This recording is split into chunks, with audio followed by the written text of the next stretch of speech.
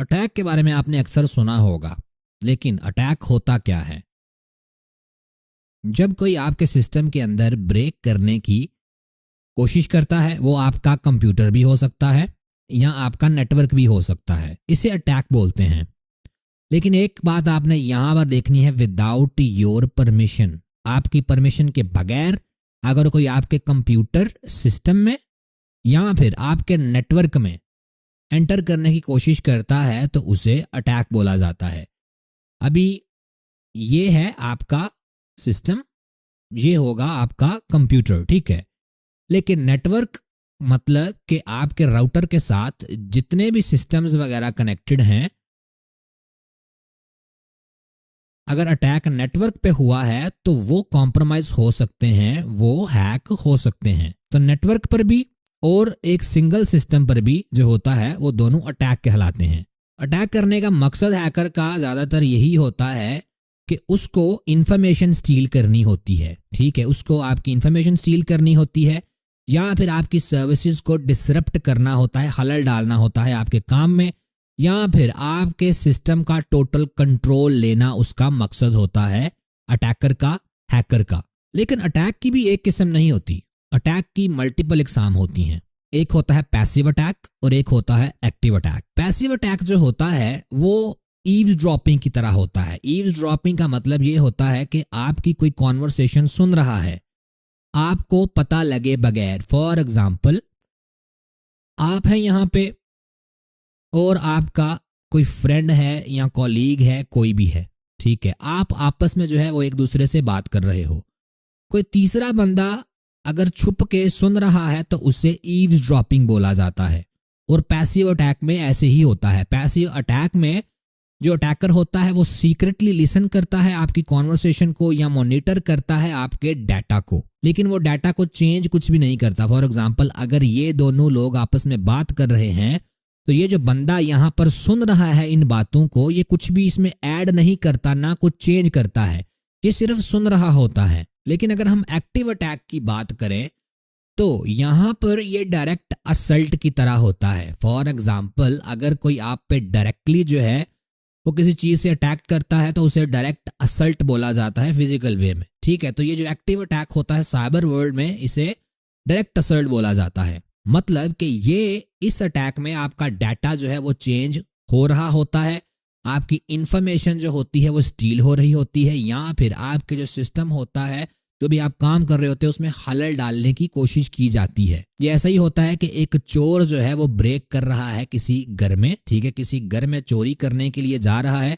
और चीजें वहां पर चुरा रहा है या डैमेज कोई कॉज कर रहा है, ठीक है। तो एक्टिव अटैक में डाटा भी चेंज होता है, इंफॉर्मेशन भी स्टील करता है हैकर, और सिस्टम को डिसरप्ट भी करता है, उसमें खलल भी डालता है। अभी एक मेन चीज आपने देखनी है, अटैक वेक्टर। अटैक वेक्टर क्या होता है? अटैक वेक्टर होता है कि हैकर जो पाथ ले रहा है अटैक करने के लिए वो कौन सा है, उसे अटैक वेक्टर बोला जाता है। फॉर एग्जाम्पल, आपका अगर घर है, जैसे कि आपका यहाँ पर एक घर है, उसमें मल्टीपल वेज होते हैं, ठीक है। ये आपकी खिड़कियां हैं, ये आपका दरवाजा है, ये छत पे भी एक दरवाजा है, ठीक है। ये अटैक वेक्टर्स हैं, ठीक है। डिफरेंट वेक्टर्स हैं इस घर में एंटर होने के लिए। जो चोर है वो यहां से भी आ सकता है, ठीक है। अगर यहां से आएगा तो उसका अटैक वेक्टर जो होगा, उसका वेक्टर ये होगा। अगर वो खिड़की से आएगा तो उसका वेक्टर जो होगा वो खिड़की होगी। अगर दरवाजे से आएगा तो उसका वेक्टर जो होगा वो दरवाजा होगा। तो अटैक वेक्टर में ये होता है कि जो भी पाथ लेता है अटैकर, उसे अटैक वेक्टर बोला जाता है। ये मेथड होता है जो हैकर यूज करता है सिस्टम के अंदर ब्रेक करने के लिए या नेटवर्क के अंदर ब्रेक करने के लिए सिंपली। अभी डिफरेंट अटैक वेक्टर्स को देखते हैं कि डिफरेंट अटैक वेक्टर्स क्या है साइबर वर्ल्ड में। One of the most popular जो मेथड्स हैं, अटैक वेक्टर्स हैं, वो है ईमेल फिशिंग। ये डिसेप्टिव ईमेल्स हैकर जो है वो भेजता है, जो कि आपको ट्रिक करते हैं जो अटैचमेंट्स इसके साथ होती हैं उन्हें ओपन करने में, जिसकी वजह से आपकी सेंसिटिव इंफॉर्मेशन जो होती है वो लीक हो जाती है, वो हैकर के पास चली जाती है। आप ये ना सोचिएगा कि हैकर जो होते हैं वो बेवकूफ़ होते हैं, वो इस तरह की ईमेल भेजते हैं कि आपको पता भी नहीं लगता। मे भी उसने कोई ईमेल भेजा है जिसमें उसने बताया है कि भाई आपने कोई चीज़ ऑर्डर की थी, ठीक है, और आपकी जो आईडी है ये है, ठीक है, आपने यहाँ पर पेमेंट की हुई है, आप देख लें आपके पैसे जो है वो कटने जा रहे हैं। ये एक फाइल है पीडीएफ की, ठीक है, इसे ओपन करें, इसमें सारी डिटेल है जो भी आपने चीज़ जो है वो बाय की है। लेकिन आपने तो कोई चीज़ बाय नहीं की होती, उस वक्त आपको कुछ भी नहीं पता होता। आप वो जो चीज़ है, वो जो पीडीएफ है, फाइल है, ओपन करके देखते हो भाई मैंने कौन सी चीज़ ली है, लेकिन उसमें कोई मालवेयर वगैरह होता है और आपका सिस्टम जो होता है हैक हो जाता है। या फिर वो आपको सिंपली कोई मलिशियस लिंक भी भेज सकता है जिस पे वो कहता है कि इस पे क्लिक करें और देखें कौन सी चीज़ आपने ली है। आप उस पे क्लिक करते हो और आपका सिस्टम जो होता है वो कॉम्प्रोमाइज हो जाता है। उसके बाद आता है स्पीयर फिशिंग। स्पीयर फिशिंग में ये होता है, फॉर एग्जाम्पल एक बैंक है, ठीक है, उसमें जो है वो कुछ एम्प्लॉयज़ काम करते हैं, ठीक है, कुछ एम्प्लॉयज़ उसमें काम करते हैं। एक हैकर जो है उसका टारगेट है उसके बैंक के सिस्टम के अंदर जो है वो दाखिल होना। ये हसन है, ठीक है, हसन के पास कंट्रोल है। स्पीयर फिशिंग में ये होता है कि जो हैकर होता है वो फिशिंग अटैक करता है स्पेसिफिक इंडिविजुअल पे, ठीक है, या फिर स्पेसिफिक ऑर्गेनाइजेशन पे। इसमें जैसे ये हसन पे अटैक करेगा, ये देखेगा हसन का नाम क्या है, हसन की डेट ऑफ बर्थ क्या है, ठीक है, हसन कहाँ कहाँ जाता है, हसन के सोशल प्रोफाइल जो हैं उस पे कौन सी इंफॉर्मेशन मुझे मिल सकती है, हसन के मोबाइल डिवाइस को कैसे वो हैक करे, ठीक है। मतलब कि टारगेट इसका स्पीयर फिशिंग में ये होगा हसन, ठीक है, हसन की मदद से आगे ये इस बैंक में एंटर होगा। तो स्पीयर फिशिंग में हैकर का जो टारगेट होगा वो एक स्पेसिफिक टारगेट होगा, कोई भी इंडिविजुअल, और उससे ये ट्रिक करने की कोशिश करेगा। उसके बाद आता है डॉस। डॉस होता है डिनाइल ऑफ सर्विस, ठीक है, डॉस होता है डिनाइल ऑफ सर्विस। इसमें यह होता है कि सिस्टम को जो हैकर होता है, अटैकर होता है, वो ओवरलोड कर देता है, या फिर नेटवर्क को ओवरलोड कर देता है। उस पे वो इतनी ज़्यादा ट्रैफिक भेज देता है कि वो यूजेबल नहीं रहता, ठीक है। फॉर एग्जांपल अगर हमारी वेबसाइट है, उस पे अगर कोई बंदा विजिट करता है तो हमें पता लगेगा, ठीक है, वो ट्रैफिक होगी। 2 बंदे विजिट करते हैं, ठीक है, वो ट्रैफिक होगी। लेकिन वेबसाइट के पीछे होस्टिंग होती है जो प्रोवाइड कर रही होती है सर्विसेज, ठीक है, जिसके सर्वर रन हो रहे होते हैं, उसने जो है वो आपको सर्वर दिए होते हैं जिसपे आपका डाटा वगैरह होता है। उसकी लिमिट होती है कि आपकी वेबसाइट में भाई 10,000 बंदे जो है वो विजिट कर सकते हैं, या 20,000, या फिर लाख, 2 लाख, 1 करोड़, ठीक है। वो हर एक होस्टिंग का अलग अलग हिसाब होता है। इसमें हैकर जो होता है डॉस में, डिनाइल ऑफ सर्विस में, इतनी ज़्यादा ट्रैफिक भेज देता है कि वो उसकी लिमिट पूरी हो जाती है और उस पर कोई भी उसके बाद विजिट नहीं कर सकता एक टेम्परेरी टाइम तक। मतलब कि सर्वर जो होते हैं उसके डाउन हो जाते हैं। उसके बाद आता है डीडॉस, ठीक है। डीडॉस का क्या मतलब है? डीडॉस का मतलब है डिस्ट्रीब्यूटेड, ठीक है, डिस्ट्रीब्यूटेड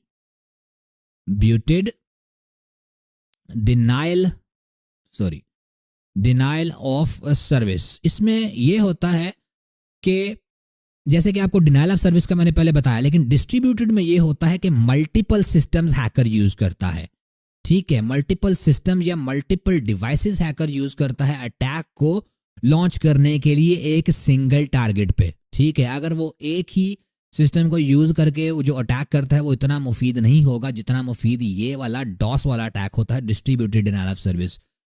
ज़्यादातर इसमें ये होता है कि सिस्टम जो होते हैं हैकर ने पहले ही कुछ हैक कर लिए होते हैं, ठीक है। ये सारे के सारे जो सिस्टम होते हैं ये हैक्ड सिस्टम्स होते हैं, ठीक है, ये हैक्ड सिस्टम होते हैं और वो इन सिस्टम को यूज करके एक सिंगल वेबसाइट पे जो उसका टारगेट होता है उस पर ट्रैफिक भेजता है और जो वेबसाइट होती है वो डाउन हो जाती है, वो वर्क नहीं करती। उसके बाद आता है एसक्यूएल इंजेक्शन। एसक्यूएल जो होता है वो एक लैंग्वेज है जो कि ज़्यादातर वेबसाइट्स में यूज होती है, स्ट्रक्चर्ड क्वेरी लैंग्वेज। इसमें हैकर जो है वो डाटाबेस को मैनिपुलेट करता है, ठीक है।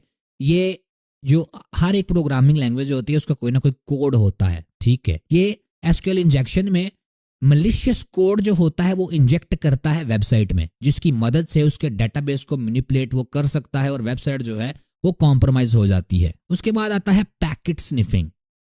पैकेट देखें, ये जो ट्रैफिक है ना, ठीक है, फॉर एग्जांपल ये आपका सिस्टम है, ये आपका राउटर है, ठीक है, और ये वेबसाइट है जिस पे आपने विजिट करना है।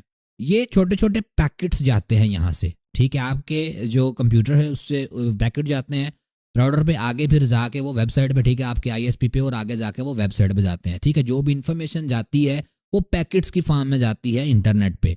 तो इसमें ये होता है कि हैकर जो होता है वो मॉनिटर करता है आपके पैकेट्स को और कैप्चर करता है उन्हें, ठीक है, डाटा पैकेट्स को, जो कि दो पार्टीज के अंदर जो हो रहे, मतलब फॉर एग्जांपल ये एक पार्टी है, ये वेबसाइट है, ये आपका जो सिस्टम है, और आप एक पार्टी है, ठीक है, ये दो पार्टीज हैं, और पैकेट स्निफ करके वो दरमियान से इंफॉर्मेशन को स्टील कर लेता है और यूज कर लेता है। उसके बाद आता है सेशन हाईजैकिंग। सेशन हाईजैकिंग में एक ऑन गोइंग सेशन को हैकर जो होता है वो टेक ओवर करता है, ठीक है। फॉर एग्जांपल अगर आपके सिस्टम में यूट्यूब का अकाउंट जो है वो लॉग्ड इन है, ठीक है, आपने देखा होगा कि आपका जो सिस्टम है उसमें यूट्यूब का अकाउंट जो है वो लॉग्ड इन है। आप कल आते हो, दोबारा यूट्यूब ओपन करते हो, आपका सिस्टम जो होता है, आपका जो ब्राउजर होता है वो लॉग इन ही रहता है, ठीक है, आपका अकाउंट लॉग इन रहता है, महीनों सालों जो होता है ये यूट्यूब का अकाउंट्स वगैरह लॉग इन रहते हैं, ठीक है। इसमें ये होता है कि जो हैकर होता है वो पूरे का पूरा सेशन हाईजैक कर लेता है। जब वो सेशन हाईजैक करता है तो अपने सिस्टम पे जब वो फिर ओपन करता है यूट्यूब को तो आपका अकाउंट लॉग इन होता है, क्योंकि जब आप यूट्यूब को विजिट कर रहे होते हो लॉग्ड इन रह के तो आपका एक सेशन क्रिएट होता है वहां पे, ठीक है, आप उस सेशन की मदद से यूट्यूब को यूज कर रहे होते हो। तो हैकर जो होता है वो पूरे का पूरा आपका सेशन जो है वो हाईजैक कर लेता है, और जब वो अपने सिस्टम पे चलाता है तो वो लॉग्ड इन वहां पे उसे शो होता है। इसमें उसे पासवर्ड की जरूरत नहीं होती, क्योंकि यूट्यूब पे लॉगिन करने के लिए जीमेल का आपको ईमेल चाहिए होता है और आपको पासवर्ड चाहिए होता है, ठीक है। लेकिन इसमें पूरे का पूरा सेशन वो लॉगिन कर लेता है, ठीक है, हाईजैक कर लेता है, सॉरी, और उसके सिस्टम में फिर वो यूट्यूब लॉगिन शो होती है। उसके बाद आता है जीरो डे वल्नरेबिलिटीज, ठीक है, ये थोड़ा ट्रिकी है। जीरो डे वल्नरेबिलिटी ये होता है, फॉर एग्जांपल आपके पास विंडोज की मशीन है, ठीक है, इसमें जो है वो विंडो 11 हुई है आपके पास, ठीक है, इसमें अभी एक न्यू अपडेट आई है कोई, ठीक है, या फिर एक नई कोई एक्सप्लॉइट आई है जिसकी मदद से विंडो 11 में जाया जा सकता है। उसका अभी पहला दिन है, ठीक है, वो अभी आज ही आई है एक्सप्लॉइट, ठीक है, एक रास्ता बन गया है इसके अंदर एंटर होने का। हैकर जो है उस रास्ते को यूज करके आपके सिस्टम के अंदर दाखिल हो जाएगा, क्योंकि जब माइक्रोसॉफ्ट को पता लगेगा, जब माइक्रोसॉफ्ट को इसके बारे में पता लगेगा कि यहाँ पर एक कमजोरी है, वो इसे हल कर देंगे, वो दूसरे दिन इसे हल कर देंगे। लेकिन जीरो डे वल्नरेबिलिटी में ये होता है कि अभी बिल्कुल नई वल्नरेबिलिटी आई है, अभी बिल्कुल नई वीकनेस आई है जिसकी मदद से सिस्टम के अंदर एंटर हुआ जा सकता है, और ये वल्नरेबिलिटी जो वीकनेस है वो बिल्कुल न्यू है और अभी इसका कोई पैच नहीं आया, अभी इसकी कोई फिक्स नहीं आई, तो इसकी मदद से हैकर जो है वो सिस्टम के अंदर एंटर हो सकता है। उसके बाद आता है प्री टेक्सटिंग। प्री टेक्सटिंग में ये होता है कि हैकर जो होता है फैब्रिकेटेड मतलब जो अपने आप से उसने बनाई हो, ठीक है, स्टोरी आपको बताता है, यहाँ कोई सिनेरियो बताता है और आपको ट्रिक करता है कि आप उसे सेंसिटिव इन्फॉर्मेशन दे दो। वो ये भी कह सकता है कि भाई मैं आपका जो है ना, आपका एक अकाउंट है यूबीएल में, ठीक है, आपका एक अकाउंट है यूबीएल में और मैं यूबीएल की तरफ से बात कर रहा हूँ। इजी पैसा की एग्जांपल लेते हैं, ठीक है, फॉर एग्जांपल आपका अकाउंट इजी पैसा में है, ठीक है, हम इजी पैसा से बात कर रहे हैं, ठीक है, और आपका अकाउंट जो है वो किसी मसले में है, या आप जो है मुझे अपनी इन्फॉर्मेशन दें, ठीक है, अपना नेम बताएं, अपना जो है वो नंबर बताएं, ठीक है, फलाना ढिमकाना जो भी ब्ला ब्ला, ठीक है, ब्ला ब्ला, ठीक है, जो भी ये इन्फॉर्मेशन लेने की कोशिश करता है आपसे, ठीक है, वो आपको ट्रिक करता है, आपको कोई कहानी बताता है कि आपका अकाउंट जो है वो खतरे में है या फिर जो भी, ठीक है, आप मुझे ये इन्फॉर्मेशन दें।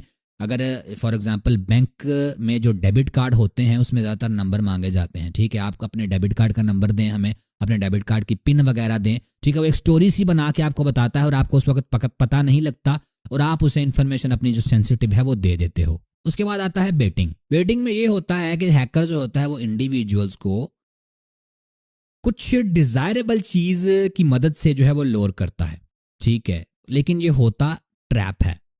वो आपको ये भी कह सकता है कि भाई ये एक यूएसबी है, इसमें जो है ना वो काफ़ी ज़रूरी डाटा है, आप इसे देख लीजिएगा, ठीक है, या फिर वो आपको फ्री सॉफ्टवेयर की भी कह सकता है कि अच्छा ये फ्री सॉफ्टवेयर है इस यूएसबी में, या फिर ये लिंक है इसे डाउनलोड कर लें, ठीक है, इस सॉफ्टवेयर को डाउनलोड कर लें। जब आप डाउनलोड करते हो तो वो होता जो है वो एक अटैक वेक्टर होता है और आपकी जो लॉगिन क्रेडेंशियल्स वगैरह हैं वो उसके पास चले जाते हैं, मतलब कि ये एक डिजायरेबल आपको चीज़ देता है जो आपको रिक्वायर्ड होती है, ठीक है, लेकिन वो उसमें चीज़ वो होती नहीं है, वो आपको बेट कर रहा होता है, इसलिए इसे बेटिंग कहते हैं। बेटिंग मतलब चारा डाल रहा होता है। उसके बाद आता है डिक्शनरी अटैक, ठीक है, डिक्शनरी अटैक में नंबरस पासवर्ड्स लगाए जाते हैं, ठीक है, अनऑथराइज्ड एक्सेस को गेन करने के लिए। ठीक है, फॉर एग्जाम्पल हैकर जो होता है वो एक लिस्ट बनाता है। ठीक है, अगर बंदे का नाम है हसन, वो है पाकिस्तान से, उसकी डेट ऑफ बर्थ है अराउंड अबाउट 1995 या कोई स्पेसिफिक वो डेट ऑफ बर्थ भी लिख सकता है, अगस्त के महीने में। ठीक है, ये सारी वो डिटेल डालेगा एक टूल के अंदर। वो टूल सारे के सारे जो है ना एक पासवर्ड्स वगैरह क्रिएट कर देगी। ठीक है, वो सारे के सारे पासवर्ड्स क्रिएट कर देगी बेस्ड ऑन द इंफॉर्मेशन जो इसने उसे दी है।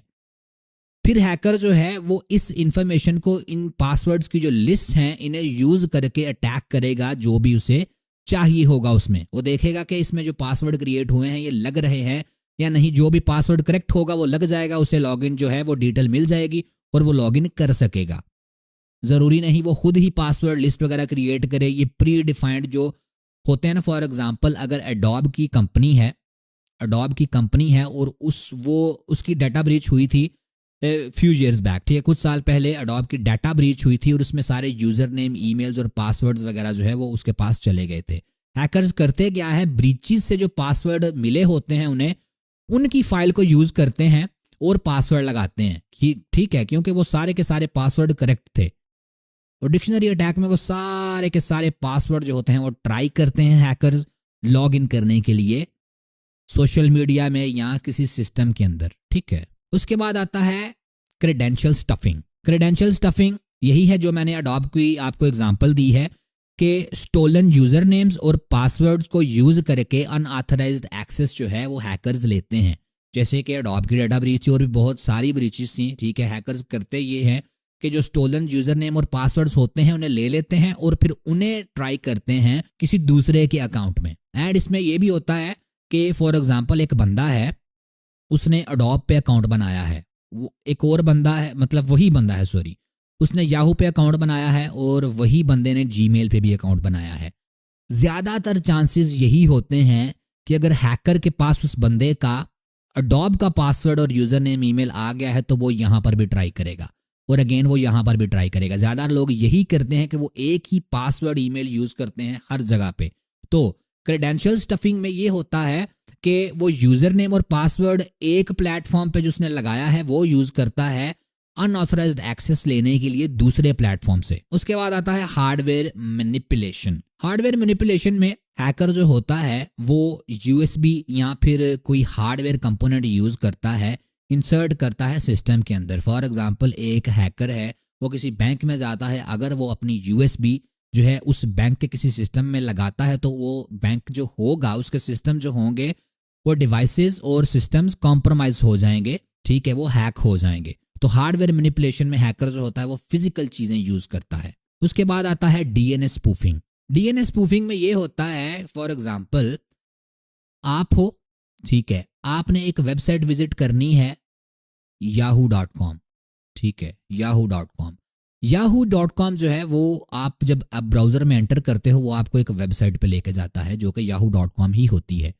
डीएनएस स्पूफिंग में ये होता है कि आप yahoo.com लिखते हो, ठीक है, लेकिन वो डायरेक्ट आप कहीं और हो रहे होते हो। ठीक है, वो आप कहीं और पे जा रहे होते हो, आपको लगता है वो yahoo.com ही है, आप वहां पे अपना यूजर नेम ईमेल लगाते हो, पासवर्ड लगाते हो, लेकिन वो हैकर ने पेज क्रिएट किया होता है और वो इन्फॉर्मेशन आपकी हैकर के पास चली जाती है।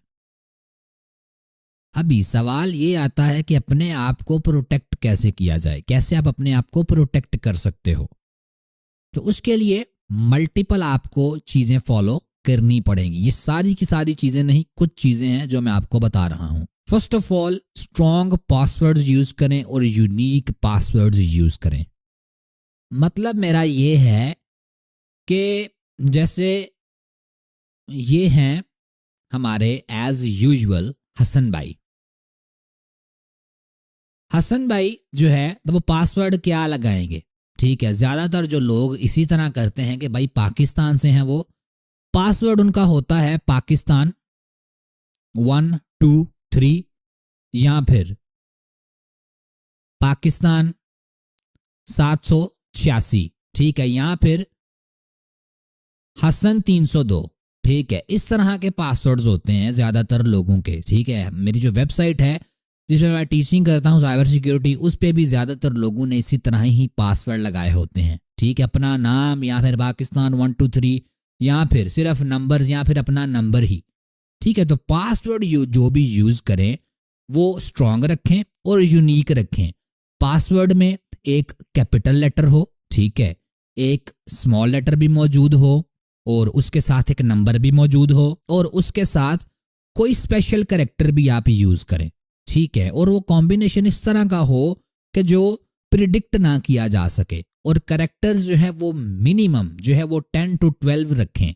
वैसे मिनिमम जो कैरेक्टर की लिमिट होती है वो 8 होती है ज़्यादातर प्लेटफॉर्म्स पे, लेकिन आप मिनिमम जो है वो 12 कैरेक्टर्स रखें एक पासवर्ड के, जिसमें एक कैपिटल लेटर भी हो, एक स्मॉल लेटर भी हो, एक नंबर भी हो कोई भी, ठीक है, और उसके साथ कोई सिंबल हो, स्पेशल कैरेक्टर हो। तो पासवर्ड आप इस तरह का रखें। उसके बाद बात आती है कि एनेबल 2 फैक्टर ऑथेंटिकेशन। ठीक है, 2 फैक्टर ऑथेंटिकेशन को एनेबल आप जो है वो करके रखें। इसका मतलब क्या है, अभी फॉर एग्जांपल आपका जो है वो फेसबुक पे अकाउंट है, ठीक है, फेसबुक पे आपका अकाउंट है, आपने करना है लॉगिन।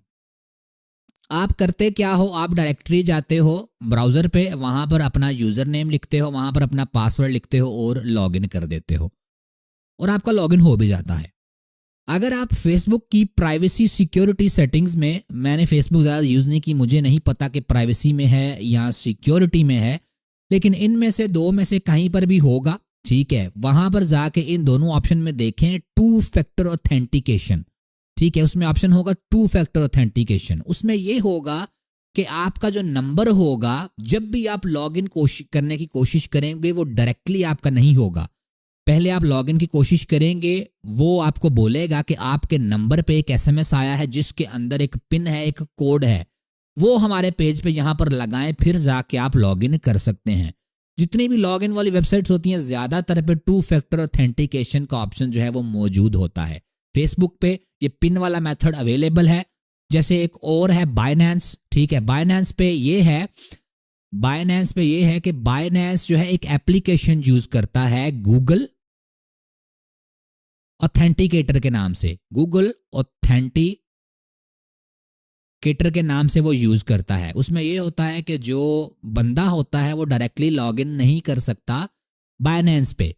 वो जब भी बाइनेंस पे लॉगिन करने की कोशिश करेगा, वो गूगल का जो ऑथेंटिकेटर है, एप्लीकेशन है जिसके साथ आपने बाइनेंस को कनेक्ट किया होगा, उस पे एक कोड आएगा आपको, ठीक है, उस पे कोड आएगा, फिर जाके आप बाइनेंस पे लगाएंगे और आपका फिर जाके लॉगिन होगा। इससे बहुत ज्यादा जो है आपके अकाउंट सिक्योर हो जाते हैं। तो हमेशा 2 फैक्टर ऑथेंटिकेशन को यूज करें, 2FA को यूज करें। उसके बाद आता है अपने सॉफ्टवेयर और एप्स को अपडेटेड रखें। अभी जैसे कि ये मेरे पास विंडोज मौजूद है, इसकी अपडेट्स आप हमेशा चेक करके रखें। अगर यहाँ पर आप सेटिंग्स में जाएंगे, विंडोज अपडेट में जाएंगे, तो ये आपको बता देगा कि कितनी अपडेट्स मेरे पास अवेलेबल है, कौन कौन सी अपडेट जो है वो इंस्टॉल हो चुकी है। मैं अभी इसे डाउनलोड एंड इंस्टॉल नहीं करूंगा क्योंकि मैं अभी क्लास को रिकॉर्ड कर रहा हूं। इसी तरह जो आपकी जो भी एप्लीकेशंस वगैरह होती हैं, अगर आप उसकी ऑप्शन में जाएं, ऊपर फाइल मेन्यू में जाएं, तो वहां पर अबाउट वाले या हेल्प वाले सेक्शन में अपडेट का सेक्शन होगा, जिसकी मदद से आप इन्हें अपडेट कर सकते हो। तो एप्लीकेशंस को भी अपडेट रखें और अपनी विंडोज को भी अपडेट रखें, और यहां से आप अपडेट हिस्ट्री भी चेक कर सकते हैं, कौन कौन सी अपडेट आपके सिस्टम में इंस्टॉल हो चुकी है। ऐसे ही मोबाइल में भी अपडेट्स को चेक करते रहा करें कि कौन सी एप्लीकेशन जो है वो आपकी आउटडेटेड है। अपनी एप्लीकेशंस को ऑटो अपडेट पे लगा कर रखा करें।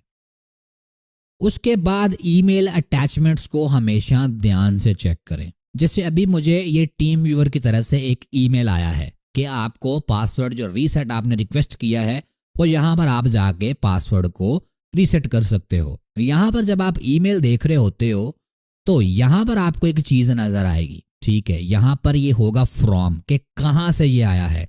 मेक श्योर कि आप ये चीज चेक किया करें, ठीक है। teamviewer.com की तरफ से आया है @teamviewer, क्योंकि यहाँ पर जो टीम व्यूअर पासवर्ड रीसेट वाला आ रहा है, ये कोई भी नेम हो सकता है, कोई भी इस नाम को यूज कर सकता है, लेकिन यहाँ पर ये आया कहाँ से है, teamviewer.com से। अगर मैं यहाँ पर जाता हूँ, इस पे गो टू teamviewer.com पे, तो मुझे पता होगा कि भाई ये टीम व्यूअर की ही वेबसाइट है, इन्हीं की तरफ से जो है वो हमें ईमेल आ रहा है और ये जो पासवर्ड रीसेट की रिक्वेस्ट हमने की थी ये करेक्ट लिंक है, ठीक है, इसमें मैं क्लिक कर सकता हूं विदाउट एनी हेसिटेशन। तो जो भी आपको ईमेल वगैरह आए उसे लाजमी चेक किया करें। और ईमेल को चेक करने के और भी बहुत सारे मतलब एडवांस तरीके भी होते हैं, वो बाद में हम देखेंगे, ठीक है, एडवांस ट्रेनिंग्स में। लेकिन अभी के लिए आपके नॉलेज के लिए इतना बहुत है कि आप लाजमी चेक करें कि कहां से आपको ईमेल आया है। उसके बाद बात आती है यूज सिक्योर वेबसाइट्स। इसको भी डिस्कस साथ ही कर लेते हैं। यहां पर देखें, ये मेरे पास एक लॉक का निशान है। यहां पर मैं अगर क्लिक करता हूं तो ये मुझे बता रहा है कि कनेक्शन इज सिक्योर, कि आपका कनेक्शन जो है भाई सिक्योर है। अगर मैं यहां पर हमारी वेबसाइट पर जाता हूं तो यहां पर भी ये देखें, ये सिक्योर का लॉक है हमारे पास, मतलब कि ये कनेक्शन सिक्योर है। जो भी इंफॉर्मेशन मेरी इस वेबसाइट पर जाएगी वो टोटली सिक्योर होगी। वो वर्क कैसे करती है मैं आपको बताता हूं। ये जो सिक्योर वेबसाइट है वो HTTPS की वजह से है। HTTPS का मतलब होता है हाइपरटेक्स्ट ट्रांसफर प्रोटोकॉल, और S का मतलब एंड पे सिक्योर होता है। ये वेबसाइट पे जो लॉक का निशान शो हो रहा था वो इस वजह से शो हो रहा था कि ये HTTPS था। अगर वेबसाइट जो है वो सिंपल HTTP है, मतलब उसके साथ S नहीं लगा, वो सिक्योर नहीं है, तो आपका जो कनेक्शन होगा वो सिक्योर नहीं होगा, वो सिर्फ हाइपरटेक्स्ट ट्रांसफर प्रोटोकॉल होगा। उसमें ये होगा कि अगर आप अपने सिस्टम से किसी वेबसाइट को विजिट कर रहे हो तो दरमियान से कोई भी आपकी इंफॉर्मेशन को रीड कर सकता है, ठीक है। कोई हैकर जो है वो स्निफ करके आपकी डिटेल्स वगैरह दरमियान से वो ले सकता है जब आप fb.com फॉर एग्जांपल को विजिट कर रहे होते हो, ठीक है। लेकिन HTTPS में कनेक्शन सिक्योर होता है, कि दरमियान में जो भी डाटा ट्रैवल कर रहा होता है वो इनक्रिप्टेड होता है और हैकर को नहीं पता होता कि वो डाटा क्या है। ये मैंने लॉक बनाने की कोशिश की है, मेरे लॉक ऐसे ही बनते हैं सॉरी इसके लिए। अच्छा, अभी नेक्स्ट हम बात करते हैं beware of fishing scams. Fishing scams के बारे में आपको बताया है मैंने अटैक वेक्टर्स में। फिशिंग स्कैम से बच के रहा करें। अगर आपको किसी की कॉल आती है कि भाई आपकी इन्फॉर्मेशन जो है वो लीक हो चुकी है, या फिर आपका अकाउंट हैक हो चुका है, या फिर आपने कोई चीज़ ऑर्डर की थी, आपकी ये चीज़ें दरकार होंगी। ये भी हो सकता है वो बोले आपकी एक गाड़ी इनाम में निकल आई है, वो बोले बेनज़ीर इनकम सपोर्ट की तरफ से आपको जो है वो 70,000 जो है वो रिवॉर्ड किया जाता है, ठीक है। अपनी ये इन्फॉर्मेशन दें और अपना इनाम ले लें। इनाम लेते लेते जो बंदे होते हैं वो अपने पैसे जो उनके पास होते हैं वो भी गंवा देते हैं। तो फिशिंग स्कैम से अवेयर रहे, ठीक है। चेक करते रहा करें नए नए कौन से फिशिंग स्कैम्स आ रहे हैं, जिसकी मदद से आपको पता लगे भाई कि क्या क्या चल रहा है, ठीक है, क्या क्या करना है, क्या नहीं करना, कौन सी इन्फॉर्मेशन मैंने देनी है, कौन सी इन्फॉर्मेशन नहीं देनी।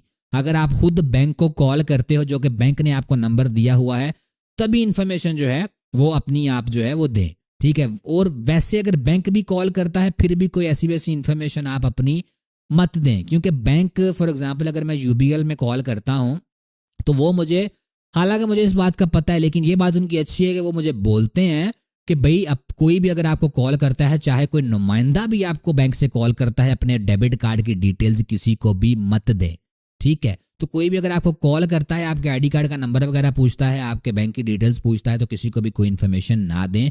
फिशिंग स्कैम्स से बचें। उसके बाद आता है install ad blockers and privacy extensions. ये फॉर एग्जांपल जो एक वेबसाइट है, ठीक है, इस वेबसाइट पे जो है कुछ एड्स होंगे, मुझे नहीं पता एड्स हैं या नहीं, लेकिन मुझे कोई भी एड्स में नजर नहीं आ रहे। वो इस वजह से कि मैंने एड ब्लॉकर इंस्टॉल करके रखा हुआ है, एड ब्लॉक प्लस के नाम से। यहां पर आप गूगल में सिंपली सर्च कर सकते हो एड ब्लॉकर प्लस, ये आपको फर्स्ट नजर आ जाएगा यहाँ पे, get ad block plus for Microsoft Edge. इसमें मैं क्लिक करूंगा तो ये मेरे माइक्रोसॉफ्ट एज का जो ब्राउजर है उसमें ऐड हो जाएगा, ठीक है। ये अभी रिमूव का ऑप्शन आ रहा है, आपको ऐड का नजर आएगा क्योंकि मैंने पहले ही ऐड कर रखा हुआ है, इसलिए मेरे पास रिमूव का ऑप्शन नजर आ रहा है।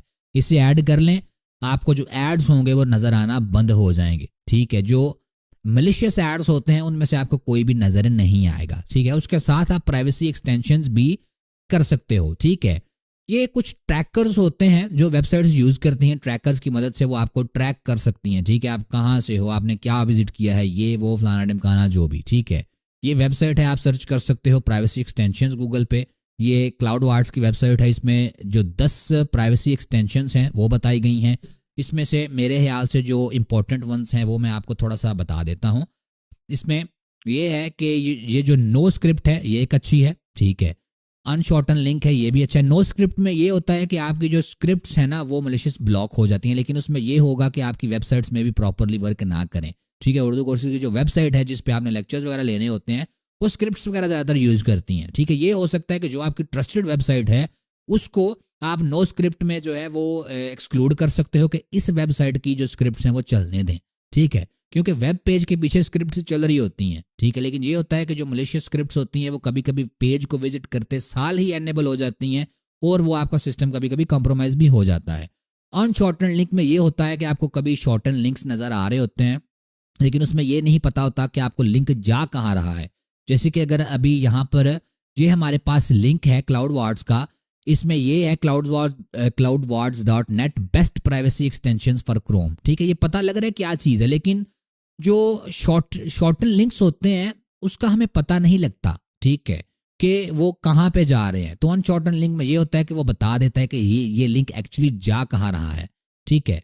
उसके बाद यू ब्लॉक ओरिजिन भी, ये भी एक जो है वो एड ब्लॉकर है, ठीक है, और जो है वो ट्रैकर ब्लॉकर है, उसमें ब्लर है इसके बाद, ठीक है, जो कि सिक्योर पासवर्ड जनरेटर है और मैनेजर है। मैं कोई भी पासवर्ड मैनेजर यूज़ नहीं करता क्योंकि ब्लर जो है वो at the end of the day एक कंपनी है। अगर मैं इसके बारे में बुरा नहीं कह रहा, ठीक है, मैं इन जनरल आपको बता रहा हूँ कि कोई भी पासवर्ड मैनेजर है वो भी एक कंपनी है, ठीक है। अगर वो कंपनी जो है वो हैक हो गई तो मेरे सारे के सारे पासवर्ड जो हैं वो हैकर के पास चले जाएंगे, ठीक है। तो कोशिश करें अपने पासवर्ड बेशक लिख लें या फिर अपने जहन में कोई एक ऐसा पासवर्ड बना लें जो कि अनहैकेबल हो, ठीक है। मतलब कोई चीज़ अनहैकेबल है नहीं, लेकिन फिर भी अगर आपका पासवर्ड 15 कैरेक्टर्स है, 12 कैरेक्टर्स का है और वो बहुत ज़्यादा कॉम्प्लेक्स पासवर्ड है तो हैकर जो है वो ट्राई भी नहीं करेगा, ठीक है। वो 1 दिन लगाएगा, 2 दिन लगाएगा, उसके बाद जो है वो छोड़ देगा, ठीक है, क्योंकि जितने ज़्यादा कैरेक्टर्स होंगे पासवर्ड के उतना ज़्यादा मुश्किल होगा उसे जो है हैक करना।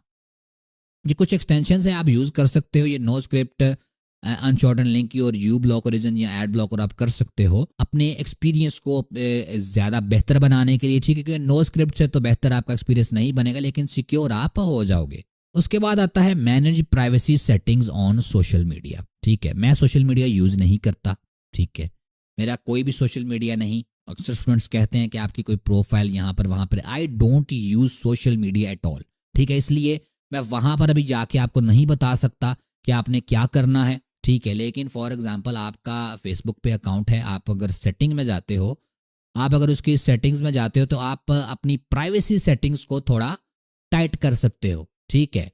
अगर आपका एवरीवन पे है, सॉरी मेरा ई बहुत स्लिप हो गया, अगर आपका एवरीवन पे है कि कोई भी देख सकता है मुझे, ठीक है, मैं क्या कर रहा हूँ, ठीक है, कहाँ पर हूँ, क्या मैं शेयर कर रहा हूँ, तो उसे कोशिश करें अपने फ्रेंड्स पे कर दें, ठीक है, फ्रेंड्स पे कर दें। लेकिन अगर आपको टेंशन की ज़्यादा ज़रूरत है तो आप फ्रेंड्स ऑफ फ्रेंड्स इस तरह का ऑप्शन होता है, ठीक है, उसे कर सकते हैं एनेबल, ठीक है। मतलब आपके दोस्तों के दोस्तों को चीज़ें नज़र आ जाएंगी। लेकिन अगर आपका बंदा कोई है जिसका कोई भी फ्रेंड आपके साथ म्यूचुअल नहीं है, ठीक है, मतलब किसी का दोस्त आपका दोस्त नहीं है तो वो एवरीवन पे होगा, मतलब कोई भी देख सकता है, तो आप कोशिश करें फ्रेंड्स पे रखें, कोई भी ना देख सके, ठीक है, कि आप क्या क्या शेयर कर रहे हो, कोई भी आपकी ये जो इन्फॉर्मेशन है, आपकी बर्थडे कब है, आप क्या कर रहे हो, ये हैकर्स यूज कर सकते हैं इन्फॉर्मेशन को आपके खिलाफ और आपको पता भी नहीं कितने लेवल तक वो जा सकते हैं।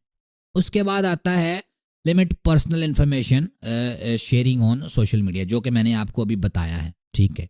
अभी मैंने आपको उसी के बारे में बताया कि अपनी जो इन्फॉर्मेशन पर्सनल है वो सोशल मीडिया पे कोशिश करें ना शेयर करें। अगर आप, ये मेरा पर्सनल ओपिनियन नहीं, मैं इन जनरल बात कर रहा हूँ साइबर सिक्योरिटी के हवाले से, अगर आपका दिल है आप कुछ भी शेयर करें तो करें, नो इशू। लेकिन साइबर सिक्योरिटी के हवाले से ये है कि वो आपकी इन्फॉर्मेशन जो है वो यूज़ हो सकती है। अगर आप अपने आप को प्रोटेक्ट करना चाहते हैं तो don't share your personal information on social media. You don't know कि हैकर्स उस इन्फॉर्मेशन के साथ क्या कर सकते हैं। उसके बाद आता है सॉफ्टवेयर्स और फाइल्स को ट्रस्टेड सोर्सेज से डाउनलोड करें। फॉर एग्जाम्पल, अगर मुझे चाहिए टीम व्यूवर, ठीक है, टीम व्यूवर के बारे में हमने पहले देखा है। अगर मुझे टीम व्यूवर चाहिए, ठीक है, मैं गूगल पे जाके सर्च करता हूँ टीम व्यूवर को, ठीक है, वहाँ पर बहुत सारे रिजल्ट्स आ जाएंगे, ठीक है, वहाँ पर बहुत सारे रिजल्ट्स आ जाएंगे। अभी आपने कहाँ से करना है, आपने जो टीम व्यूवर की ऑफिशियल वेबसाइट है टीम व्यूवर के नाम से, वहाँ से ही करना है, ठीक है, और भी वेबसाइट्स होंगी सॉफ्ट, मुझे ये पता नहीं सही नाम है या नहीं, लेकिन इसी तरह के होते हैं, सॉफ्टपीडिया, सॉफ्ट मानिया वगैरह वगैरह। ठीक है, ये वाली जो चीज़ें हैं, ठीक है, वो टीम व्यूअर को डाउनलोड करके अपनी वेबसाइट पे अपलोड करती हैं, लेकिन वो ये नहीं है कि 100% सिक्योर हो चीज़ वो। ठीक है, कहते अक्सर लोग यही है कि ये फलानी वेबसाइट से 100% सिक्योर चीज़ें डाउनलोड होती हैं, फलानी से होती हैं, लेकिन 100% सिक्योर सिर्फ ऑफिशियल वेबसाइट से ही चीज़ें होती हैं डाउनलोड। तो जो भी चीज़ डाउनलोड करें वो ऑफिशियल वेबसाइट से करें, उस कंपनी की वेबसाइट से करें जो वो टूल प्रोवाइड कर रही है, जो वो सॉफ्टवेयर प्रोवाइड कर रही है। उसके बाद आता है scan attachments and downloads for viruses. जब भी आप कोई डाउनलोड करें चीज़ को, जब भी आप कोई अटैचमेंट को डाउनलोड करें, ईमेल वगैरह की जो साथ अटैचमेंट्स होती हैं उन्हें डाउनलोड करें, तो हमेशा जो है वो स्कैन किया करें। ठीक है, फॉर एग्जांपल मेरे पास बिट डिफेंडर इंस्टॉल है, अगर मैं यहाँ पर राइट क्लिक करता हूँ इस पे, तो मेरे पास जो है वो बिट डिफेंडर से ऑप्शन, बिट डिफेंडर का ऑप्शन मौजूद है, स्कैन विद बिट डिफेंडर। ठीक है, मैं इसे स्कैन कर सकता हूँ और बेस्ड ऑन दैट मुझे बिट डिफेंडर जो मेरा एंटीवायरस सॉफ्टवेयर टोटल सिक्योरिटी है वो बताएगा कि ये फाइल सेफ है या नहीं। तो हमेशा जो है जो भी आप अटैचमेंट डाउनलोड करें, जो भी आप चीज़ डाउनलोड करें, उसे वायरस के लिए स्कैन लाजमी करें। उसके बाद stay informed about cyber security threats and best practices. ठीक है, साइबर सिक्योरिटी के बारे में इंफॉर्मेशन जो है वो लेते रहें। ठीक है, क्योंकि अभी हम डिजिटल वर्ल्ड में इतना ज़्यादा घुस चुके हैं कि डिजिटल वर्ल्ड के बगैर हमारा जीना मुश्किल है। तो आप डिजिटल वर्ल्ड में अगर रहना चाहते हैं तो आपको ये भी चाहिए कि आप अपनी जो सिक्योरिटी है डिजिटल वर्ल्ड की, उसके बारे में थोड़ा एक्सप्लोर किया करें, देखा करें नया नया क्या हो रहा है, कौन से अटैक्स हो रहे हैं, कौन से नए तरीके आए हैं जिससे जो हैकर्स है वो फिशिंग वगैरह कर रहे हैं। ठीक है, तो इसके बारे में आपको नॉलेज होगा, तो जब आप पे वो चीज़ आएगी, आप पे वो टाइम आएगा, तो आप पहले ही प्रिपेयर्ड होंगे, आपको पहले ही पता होगा कि मैंने कैसे इस चीज़ से बचना है। तो अपने आप को इन्फॉर्म रखें साइबर सिक्योरिटी थ्रेट्स के हवाले से और बेस्ट प्रैक्टिसेस यूज़ करें, जैसे कि अभी आपको बताया है, इन प्रैक्टिसेस को यूज़ करें और अपने आप को प्रोटेक्ट रखें ऑनलाइन वर्ल्ड में। अभी देखते हैं डिफेंस इन डेप्थ को। जैसे इसका नाम है वैसे ही इसका मतलब ही है। इसका मतलब ये है कि आप अपने आप को कैसे या कंपनी अपनी को कैसे डिफेंड कर सकते हो। इन डेप्थ मतलब आप मल्टीपल जो लेयर्स हैं सिक्योरिटी की वो यूज कर सकते हो। For example defence in depth में जो है वो मल्टीपल सिक्योरिटी मेजर्स जो है वो लिए जाते हैं। फॉर एग्जांपल इसमें ये होता है कि अगर एक चीज़ फेल हो गई है, ठीक है, तो दूसरी चीज़ वर्क करेगी। इसमें एडिशनल लेयर्स होती हैं डिफेंड करने की। ये ज़्यादातर कंपनीज में यूज़ होती है, ऑर्गेनाइजेशंस में यूज़ होती है, ऑर्गेनाइजेशन को डिफेंड करने के लिए, ऑर्गेनाइजेशन के एसेट्स को डिफेंड करने के लिए। लेयर्स इसमें कौन कौन सी हो सकती हैं, मैं आपको एग्जांपल देता हूं। फॉर एग्जांपल इसमें जो फर्स्ट लेयर हो सकती है वो हो सकती है फिजिकल कंट्रोल की। ठीक है, फिजिकल कंट्रोल की इसमें फर्स्ट लेयर हो सकती है। इसमें पॉलिसीज जो कंपनी है वो क्रिएट कर सकती है कि कार्ड्स जो है हर एक बंदे के पास कार्ड्स होंगे बिल्डिंग में एंटर करने के लिए। ठीक है, या फिर स्कैनर्स होंगे फिंगरप्रिंट जो है रीड करने के लिए। इसमें यह होगा कि जो भी बंदा कंपनी के अंदर दाखिल होगा उसके पास कोई ना कोई कार्ड होगा या फिर उसके फिंगरप्रिंट्स को स्कैन किया जाएगा। ठीक है, ये फिजिकल कंट्रोल्स की लेयर हो जाएगी।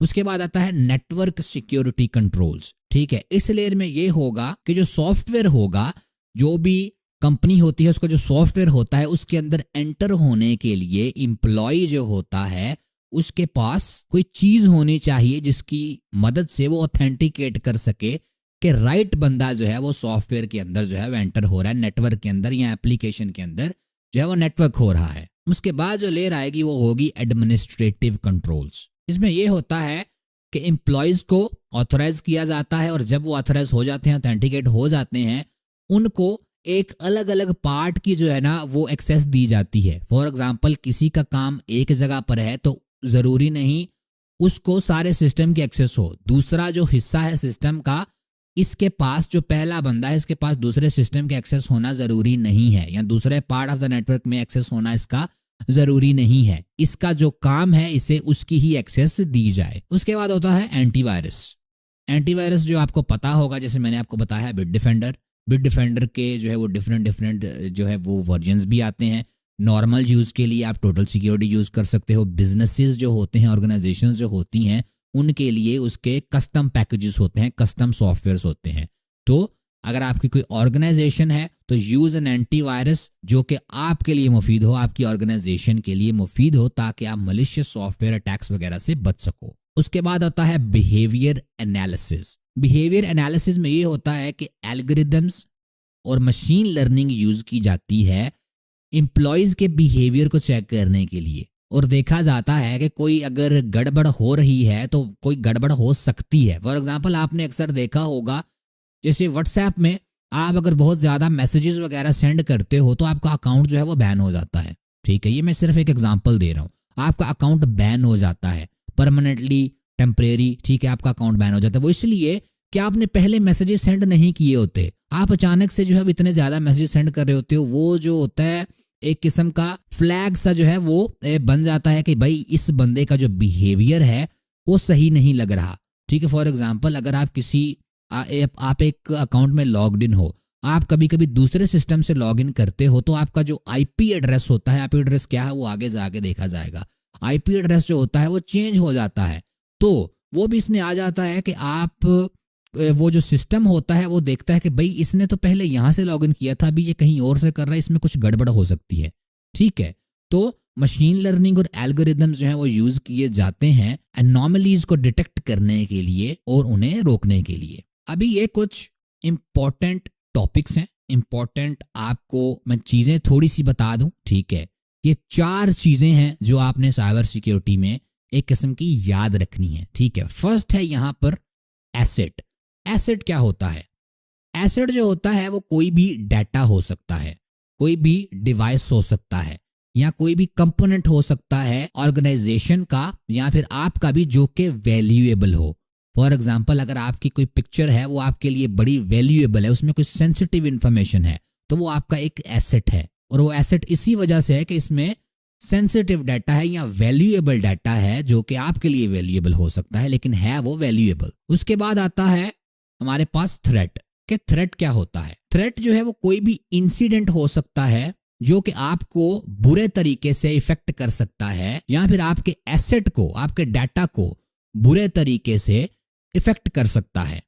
फॉर एग्जाम्पल लॉस हो गया, ये थ्रेट है लॉस होने का। ये पिक्चर डिलीट होना जो है ये एक थ्रेट है। आपकी वेबसाइट है वो ऑफलाइन हो गई है, ये एक थ्रेट है। या फिर किसी अनऑथराइज्ड पार्टी ने आपकी कोई चीज एक्सेस कर ली है, वो एक थ्रेट है। उसके बाद आता है वनरेबिलिटी। वनरेबिलिटी क्या होता है? वनरेबिलिटी एक फ्लॉ हो सकता है, ये वीकनेस होती है। ठीक है, एक किस्म की जो है वनरेबिलिटी वीकनेस होती है। इस वीकनेस की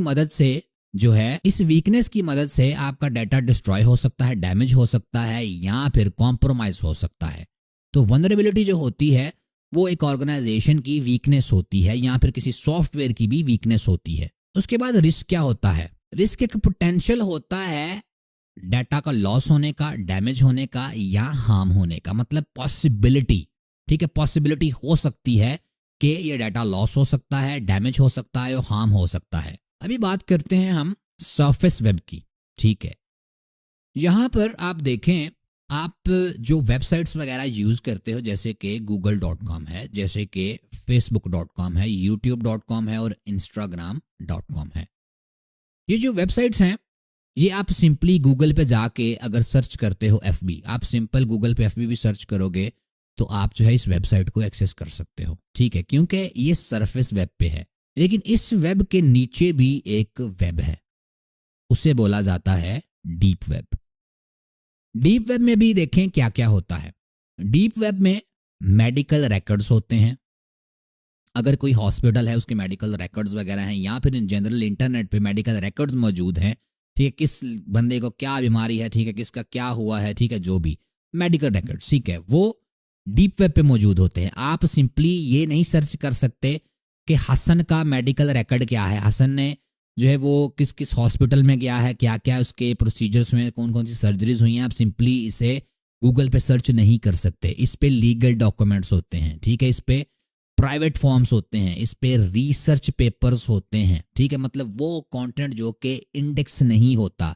आप ये जो तीनों चीजें हैं ये सिंपली गूगल पे सर्च करके इन तक नहीं जा सकते। तो ये डीप वेब होता है। लेकिन डीप वेब सबसे नीचे नहीं होता, इससे नीचे भी कुछ होता है और वो होता है डार्क वेब। डार्क वेब पे टोटली प्राइवेट कम्युनिकेशन होती है। ठीक है। इस पे प्राइवेट कम्युनिकेशन फॉर्म्स होते हैं, इस पे इलीगल ट्रेड्स होती हैं, इस पे इलीगल एक्टिविटीज होती हैं, इस पे जो है वो ड्रग्स वगैरह होते हैं, ठीक है। लोग ड्रग्स बाय करते हैं, इससे ड्रग्स सेल करते हैं इस पे, और जितने भी इलीगल काम होते हैं वो इसी पर होते हैं। ये एक वेबसाइट है टॉरफ्लो के नाम से। अगर आप सिंपली गूगल पे टॉरफ्लो सर्च करेंगे तो आपको ये वेबसाइट का लिंक आ जाएगा। इस पे ये बताया जा रहा है कि कहाँ कहाँ से टॉर की ट्रैफिक आ रही है, डार्क वेब की ट्रैफिक जो है वो कहाँ पर ज़्यादा है। और आप अगर देखें तो यूरोप में जो है वो सबसे ज़्यादा टॉर की ट्रैफिक है, डार्क वेब की ट्रैफिक आ रही है। उसके बाद बात करते हैं स्टेजेस ऑफ हैकिंग की, कि हैकिंग की कितनी स्टेजेस होती हैं और कौन कौन सी होती हैं। जो भी आप काम करते हो, हर एक काम की एक ना एक स्टेज होती है, ठीक है। फॉर एग्जाम्पल, अगर आपने खाना बनाना है तो पहले भाई आपको सब्जी लानी पड़ेगी, सब्जी लाने के बाद धोनी पड़ेगी, फिर उसके बाद भाई आपको काटनी पड़ेगी। मतलब स्टेजेस होती हैं हर एक काम की। इसी तरह हैकिंग की भी स्टेजेस होती हैं। हैकिंग ये नहीं है कि आप सिंपली जो है वो कुछ भी कर सकते हो, आपको स्टेजेस फॉलो करनी पड़ती हैं इसकी। तो इसकी स्टेजेस को देखते हैं, कौन कौन सी स्टेजेस होती हैं इसकी। Reconnaissance, scanning, gaining access, maintaining access और कवरिंग ट्रैक्स। थोड़ा सा मैं इसके बारे में आपको बता देता हूं, फिर डिटेल में भी मैं आपको इसके बारे में बताता हूं। तो रिकॉनेसेंस में सिंपली जो बेसिक इंफॉर्मेशन होती है, ठीक है, बेसिक इंफॉर्मेशन होती है कि भाई ये कौन सी कंपनी है, ठीक है, कितने एम्प्लॉयज़ वगैरह हैं इसके, ठीक है, कहाँ पर है वगैरह वगैरह, क्या इसका एड्रेस है, ठीक है। उसके बाद स्कैनिंग, ये थोड़ी इंटरमीडिएट लेवल की हो जाती है, ठीक है, कि इसके जो सर्वर है उसका आईपी एड्रेस क्या है, उस पर कौन कौन सी सर्विसेज रन हो रही हैं, ठीक है। फॉर एग्जांपल ये जो फेसबुक है, facebook.com है, उसकी सिंपल इन्फॉर्मेशन ये है कि अच्छा यार ये facebook.com है, इसमें कुछ ना कुछ सर्विसेज रन हो रही हैं बैकएंड पे।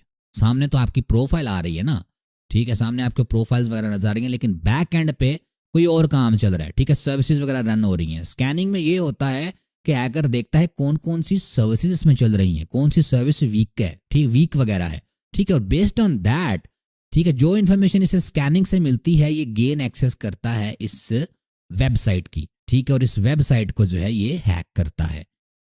हैक जो गेनिंग एक्सेस है वो स्कैनिंग पे बेस्ड होती है, मतलब पहले उसने स्कैन करना है वेबसाइट को, क्या क्या चल रहा है, कौन सी चीज वीक है, उसके बाद जाके गेन एक्सेस करेगा। जब इसने एक्सेस गेन कर ली है उसके बाद इसकी कोशिश होगी कि एक्सेस को मेंटेन रखे। ये नहीं कि इसने एक दफा हैक कर लिया है और उसका सिस्टम बंद होने के बाद ये जो है एक्सेस इसकी रिवोक हो जाएगी। ये कोशिश करेगा एक्सेस को मेंटेन करने की, कोई बैकडोर वगैरह क्रिएट कर देगा।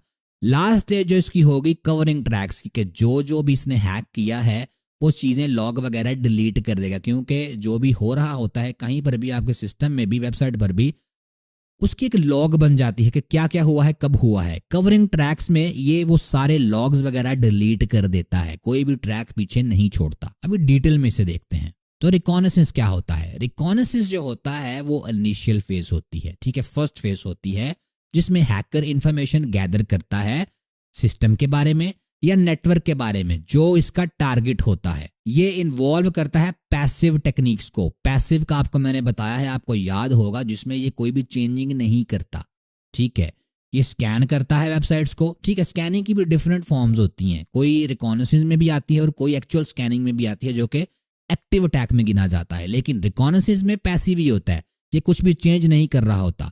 ये वेबसाइट्स को स्कैन करता है, सोशल मीडिया वगैरह देखता है, ठीक है, पब्लिक रिकॉर्ड्स देखता है अपने टारगेट के बारे में, और सारी की सारी इंफॉर्मेशन जो है वो कलेक्ट करता है, जो कि यूजफुल हो सकती है अटैक के लिए, ठीक है। उसके बाद ऑब्जेक्टिव इसका क्या होता है? जैसे आपको बताया है, इंफॉर्मेशन कलेक्ट करना पैसिवली, ठीक है, एक्टिवली नहीं, पैसिवली, टारगेट सिस्टम के बारे में और नेटवर्क के बारे में। मेथड इसके क्या होते हैं? ये ओसेंट यूज करता है। ओसेंट ओपन सोर्स इंटेलिजेंस है, मतलब कि पब्लिक रिकॉर्ड्स वगैरह चेक करता है, सोशल मीडिया चेक करता है, वेबसाइट्स वगैरह चेक करता है इंफॉर्मेशन गैदर करने के लिए।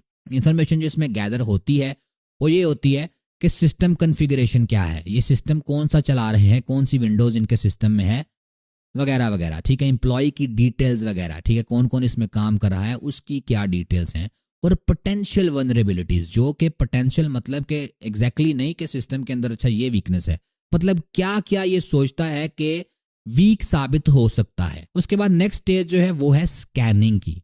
स्कैनिंग में ये जो होता है, हैकर टारगेट को स्कैन करता है, उसके सिस्टम को, सॉरी नेटवर्क को और सिस्टम को वनरेबिलिटीज को डिस्कवर करने के लिए, ठीक है, वनरेबिलिटीज को, वीकनेसेस को डिस्कवर करने के लिए। ये स्पेशलाइज्ड टूल्स यूज करता है ओपन पोर्ट्स को चेक करने के लिए, ठीक है। हर सिस्टम के अंदर जो है वो कोई ना कोई पोर्ट होती है, ठीक है, मतलब अलग अलग रास्ते होते हैं सिस्टम के अंदर जाने के लिए। ये नेटवर्किंग में पोर्ट्स को हम डिटेल में देखेंगे।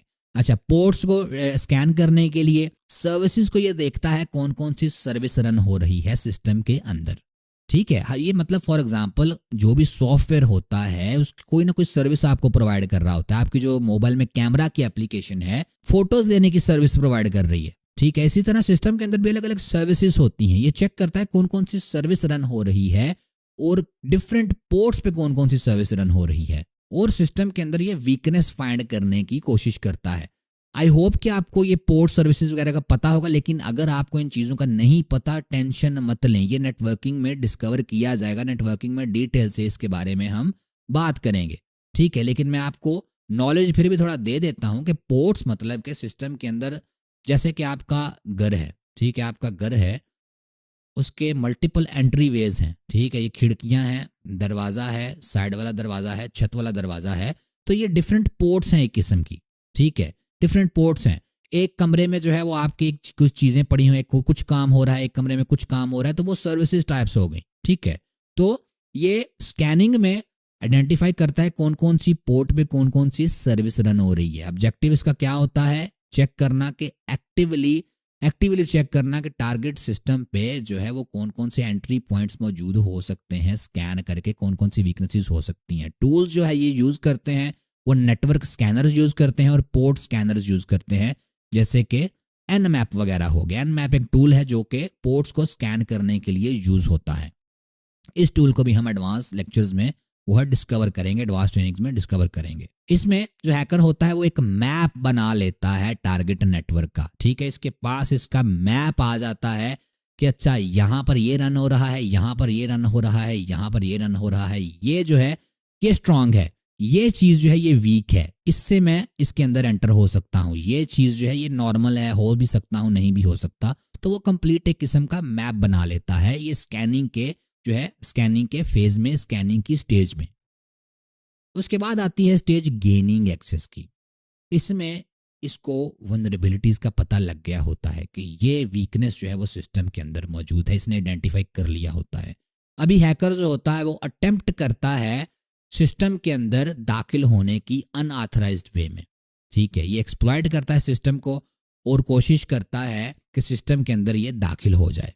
इसमें ये मालवेयर को भी डिप्लॉय कर सकता है, ठीक है, या फिर जो एम्प्लॉयज़ हैं उस पर सोशल इंजीनियरिंग के टैक्टिक्स यूज करके भी जो है सिक्योरिटी मेजर्स को बाईपास कर सकता है। फॉर एग्जांपल एक एम्प्लॉय है, उसका फ़ोन जो है वो कनेक्टेड है वाईफाई से, जो बैंक की वाईफाई है उसके साथ फ़ोन कनेक्टेड है, तो सोशल इंजीनियरिंग करके झांसे में ला के इसने उस एम्प्लॉय के फ़ोन को हैक कर लिया है। अभी वो कनेक्ट हुआ है वाईफाई के साथ, तो इस हैक्ड फ़ोन की मदद से वो उसके अंदर जो है वो दाखिल हो सकता है, ठीक है। तो ये सोशल इंजीनियरिंग होती है। इसमें ऑब्जेक्टिव ये होती है कि आइडेंटिफाइड जो वनरेबिलिटीज उसे मिली होती हैं उन्हें वो एक्सप्लॉइट करे एक्सेस को गेन करने के लिए, ठीक है। टेक्निक्स जो यूज़ करता है वो सॉफ्टवेयर फ्लॉज भी हो सकते हैं, ठीक है, किसी सॉफ्टवेयर में मसला हो सकता है, या फिर मालवेयर भी वो एक्सिक्यूट कर सकता है, या फिर वो फिशिंग भी कर सकता है, या फिर वो सिस्टम के ऊपर ब्रूट फोर्स अटैक भी कर सकता है। जैसे हमने डिक्शनरी अटैक्स पढ़े हैं पीछे, ब्रूट फोर्स में वो सारे के सारे पासवर्ड जो भी उसके पास होते हैं वो ट्राई करता है उन पासवर्ड्स को लगाने की उस वेबसाइट पे। गोल इसका जो होता है वो ये होता है सिक्योरिटी को बाईपास करना। इस गेनिंग एक्सेस के स्टेज में इसका यही गोल होता है सिस्टम के अंदर दाखिल होना, किसी तरह कोई एंट्री पॉइंट इसे मिले और इस सिस्टम के अंदर दाखिल हो बेस्ड ऑन स्कैनिंग की स्टेज में जो भी इसने सीखा होता है। उसके बाद आता है मेंटेनिंग एक्सेस। अभी वो सिस्टम के अंदर एंटर हो चुका है, सक्सेसफुली उसने इस सिस्टम को हैक कर लिया है, उसने जो है वो एंटर हो चुका है। अभी हैकर जो है वो कंटिन्यूड एक्सेस चाहता है, वो चाहता है कि अगर वो कल भी आए तो फिर भी वो सिस्टम को जो है वो एक्सेस कर सके, ठीक है, वो सिस्टम को एक्सेस कर सके। और वो बैक डोर्स बनाता है, वो सिस्टम के अंदर ही कोई ऐसी चीज़ छोड़ देता है, वो कभी भी उसकी मदद से सिस्टम के अंदर आ सकता है और अपना कंट्रोल जो है वो रिटेन कर सकता है।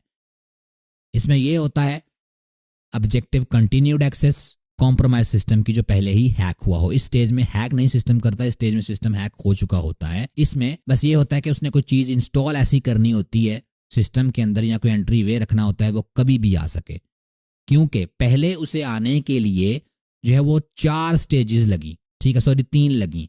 पहली रिकॉनेसेंस की, दूसरी स्कैनिंग की और तीसरी गेनिंग एक्सेस की। अभी मेंटेनिंग एक्सेस की स्टेज में जब वो बैकडोर इंस्टॉल कर देगा, वो डायरेक्टली इस स्टेज की मदद से जो है वो सिस्टम के अंदर एंटर हो जाया करेगा, उसे ये पहले 3 स्टेजेस की जरूरत नहीं होगी।